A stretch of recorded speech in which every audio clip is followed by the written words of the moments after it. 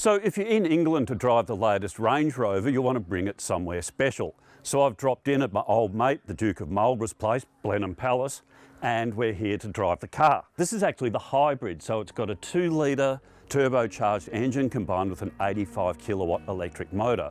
It's got about 300 kilowatts of power. It'll hit 100 kilometres an hour in 6.8 seconds. Now, that doesn't necessarily matter if you're going off-roading. We're about to go out and get dirty in the mud, and we'll see what it does.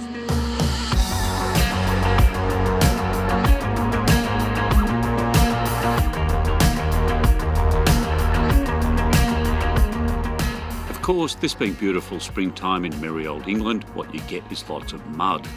And the plug-in Range Rover handles it as well as any other, slipping and slithering around on road tyres, plunging through the odd ornamental lake when needed, but generally holding its chin up when things get rough.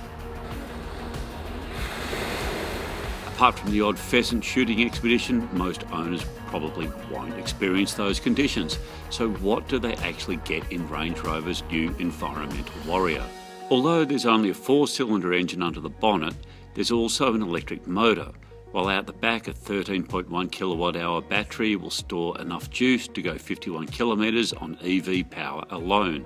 Charging that battery at home could take anywhere between 3 and 7.5 hours, but the beauty of a hybrid is you don't necessarily have to. It will operate on petrol engine power while charging the battery on the move, and if acceleration is needed, the motor cuts in to lend a hand. And yes, this big Rangie does have plenty of poke, but there's also ample refinement too. It's virtually impossible to pick it switching from electric to petrol power, the inside of the cabin is incredibly quiet, and the ride comfort out on the road is simply first class. It simply wafts along the bumpiest of country roads, and while it doesn't exactly handle like a sports car, the air springs keep the body flat, the big tyres have plenty of grip, and there's the security of all-wheel drive to fall back on in slippery conditions.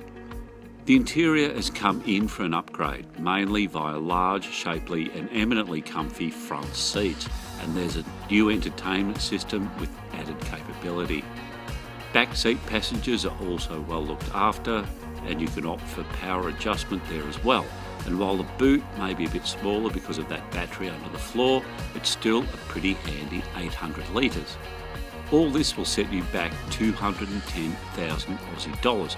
But don't forget that as well as being the best luxury SUV around, this PHEV plug-in hybrid is also quicker than any other version, save the supercharged V8, and if you want to go green, you can do that as well.